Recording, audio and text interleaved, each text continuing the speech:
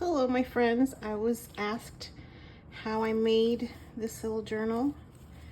And I'm going to show you just really basic what I did.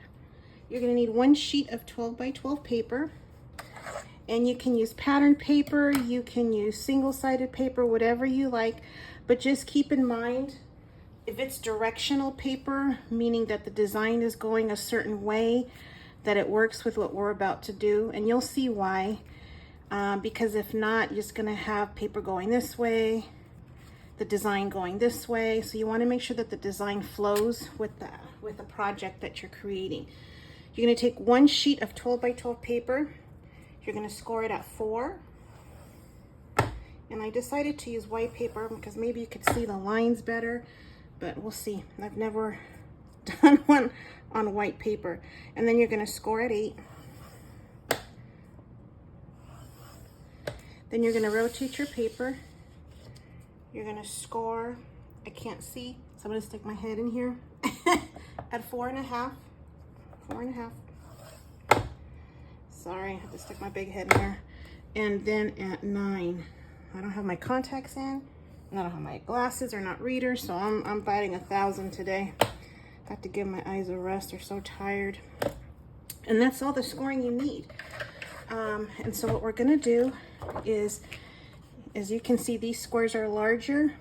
This row here is smaller. So we're gonna cut off this whole section here. You can use your trimmer, you can use your hand if you're a straight cutter. I am not, so I'm choosing to use my my cutting tool here. I'm just gonna line this up at the grid and then just cut. And that's that for right now.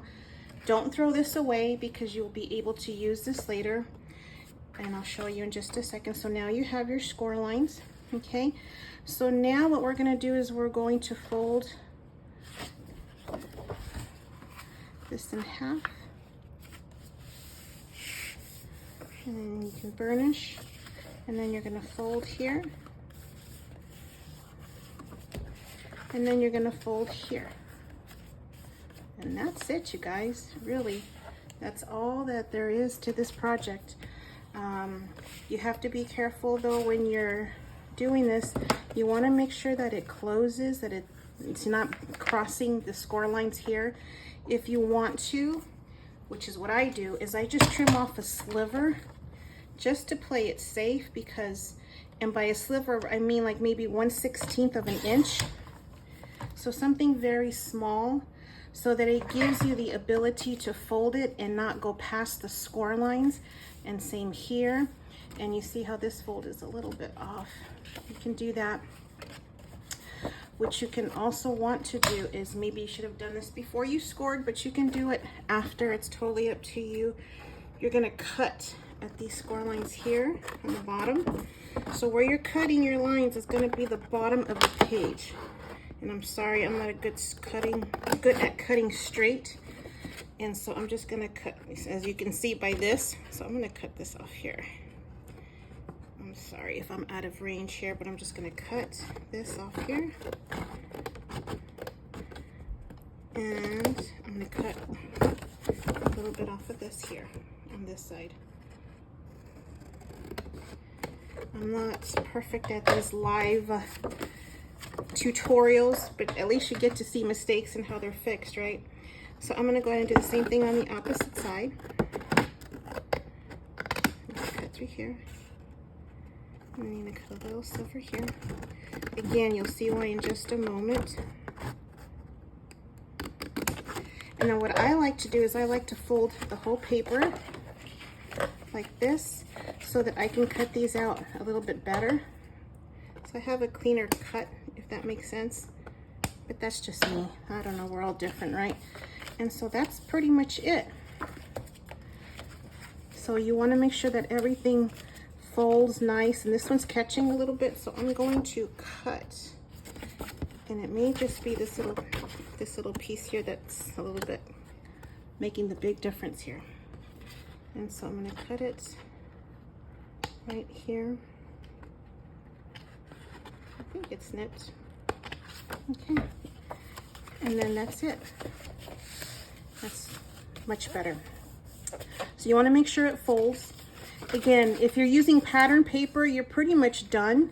But if you're going to use just one colored sheet of paper and you want to mat it, you can. Now what I did here is, I'm going to show you how I adhered it. I like to use my wet glue. Well, maybe not take off that whole cap. Just take off this part here. And I am just going to put some along the edge here. And just a little line, not a whole lot. And just on the edge. And then we're gonna fold this up. So this will give us a pocket on the top to create this. So this is my pocket up here. You can have your pocket on the side. If you want your pocket on the side, then you only put adhesive on the opposite, like here and here. And you can leave this side open if you want. Now this, what I did, I don't know if I did it on this one in particular. Oh yes, I did.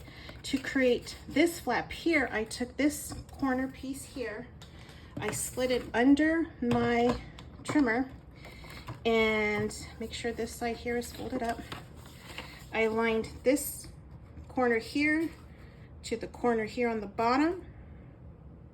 Make sure it's aligned so that it's all on the grill, on the little gusset here, whatever you call this, I don't know. And so you want to make sure you're cutting edge to edge, so that will give you a triangle. Okay, so if you wanted the pocket to be on this side, then you would cut it from this side to this side. To me, it really doesn't matter. And so I'm gonna add a little bit of adhesive just on the one side. You see my lovely straight line? It's terrible. And then you do this. And now you have a pocket. So now you have a pocket here. What I highly recommend is that you mat your paper first and then create the pocket. This way you have your paper underneath it. It makes it so much easier. But again, that's just preference, and wherever you're at, the level of crafting that you do, it's totally up to you. And now you have this one here that you can either put on the inside flap here, because remember this is now your cover, or you can put it here. You can put a page here, and you can do this, or if you choose to do the little paper here, the little notepad, you can do that here. I mean, it's totally up to you. You can create a different type of pocket down here.